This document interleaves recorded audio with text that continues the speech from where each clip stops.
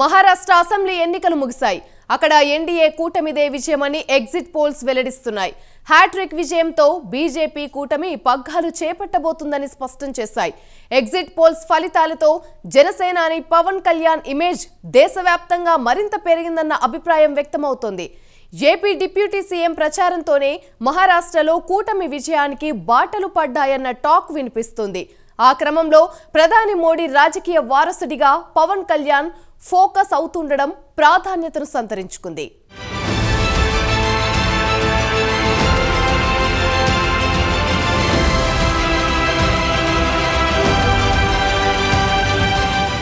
Maharashtra assembly ఎన్నికలు ముగిశాయి. November 23న ఫలితాలు రానున్న రెండు రాష్ట్రాల్లో ఏ కూటమి గెలుస్తుందో తేల్చి చెప్పాయి పలు సర్వే సంస్థలు.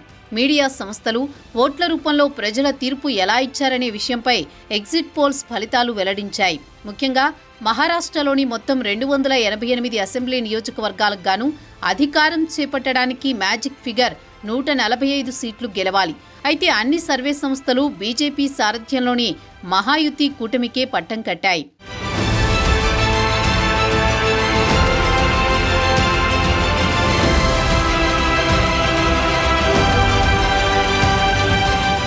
మహారాష్ట్రలో బీజేపీ సారథ్యంలోని మహాయుతి కూటమి మళ్లీ విక్టరీ సాధించడం ఖాయమని ఎగ్జిట్ పోల్స్ వెల్లడించాయి. మహాపీఠం చేపట్టడానికి కావలసిన 145 మ్యాజిక్ మార్క్ మహాయుతి కూటమి దాటేస్తుందని అన్ని సర్వేలు స్పష్టం చేశాయి. బీజేపీ సారథ్యంలోని మహాయుతికి 225 సీట్లు వస్తాయని అంచనా వేసింది కేకే సర్వే సంస్థ.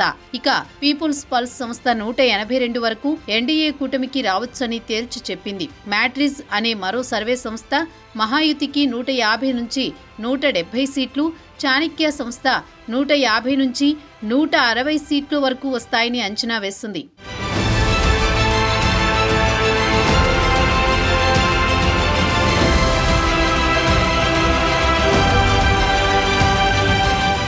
ఆ క్రమంలో ఎన్డీఏ స్టార్ క్యాంపెయినర్గా AP deputy CM Pawan Kalyan image దేశవ్యాప్తంగా మరింత పెరిగినట్లయింది. మహారాష్ట్రలో పవన్ కళ్యాణ్ ఎన్నికల ప్రచారం ఎన్డీఏకి బిగ్ బూస్ట్ ఇచ్చి పోలింగ్ సరళిని మార్చేసిందన్న అభిప్రాయం వ్యక్తమవుతోంది. మహారాష్ట్ర ఎన్నికల ప్రచారంలో పవన్ తన సహజ శైలికి భిన్నంగా ప్రసంగాలు చేసి అక్కడ తెలుగువారిని ఆకట్టుకున్నారు. జై తెలంగాణ నినాదంతో మహారాష్ట్రలో తెలంగాణ సెటిలర్లతో జేజేలు కొట్టించుకున్నారు.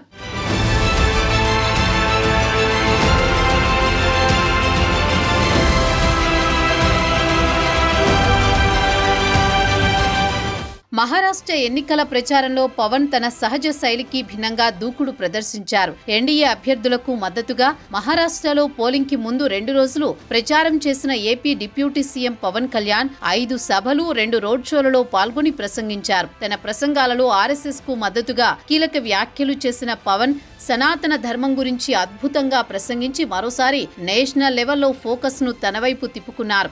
శివసేన జనసేన సిద్ధాంతం ఒకటేనని ప్రకటించి నేషనల్ లీడర్ని అనిపించుకున్నారు.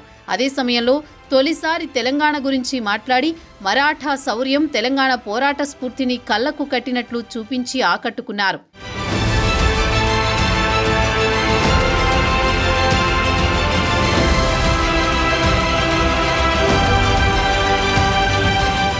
మహారాష్ట్రలో బీజేపీ తరపున ఎన్నికల ప్రచారం చేసిన జనసేన అధినేత ఆయా ప్రాంతాల్లో గణనీయంగా ఉన్న తెలంగాణ సెటిలర్లను ఉత్తేజపరిచారు. తెలంగాణ పోరాటాల గడ్డ అంటూ జై తెలంగాణ నినాదం చేశారు. తెలంగాణ వారు ఎక్కువగా ఉన్న ప్రాంతాల్లో పవన్ ప్రచారం సాగింది. అక్కడ చాలా మంది పక్కనే ఉన్న తెలంగాణ నుంచి వచ్చారని, తెలంగాణ అంటే తన గుండె ఎలా కొట్టుకుంటుందో తెలుసు కదా అని అక్కడ ప్రశ్నించి జోష్ నింపారు. తనకు ఇష్టమైన పాట బండెనక బండి కట్టి 16 బండ్లు కట్టి ఏ బండి వెనుక పోతో కొడుకో నైజాము సర్కరోడా అని చెప్తూ అందరినీ ఉత్తేజపరిచారు.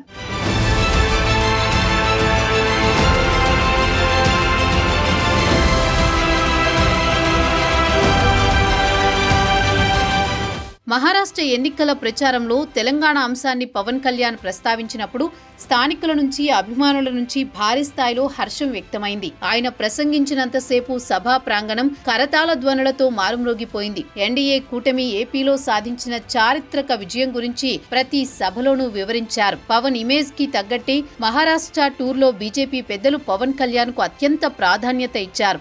పవన్ స్పీచ్ లో సనాతన ధర్మాన్ని ప్రస్తావిస్తూ తన జాతీయ దృక్పథాన్ని చాటుకున్నారని, మున్ముందు జరగబోయే ఎన్నికల్లో ఆయన ఎన్డీఏలో కీలక నేతగా జాతీయ స్థాయిలో చక్రం తిప్పడం ఖాయమన్న అభిప్రాయం వ్యక్తమైంది.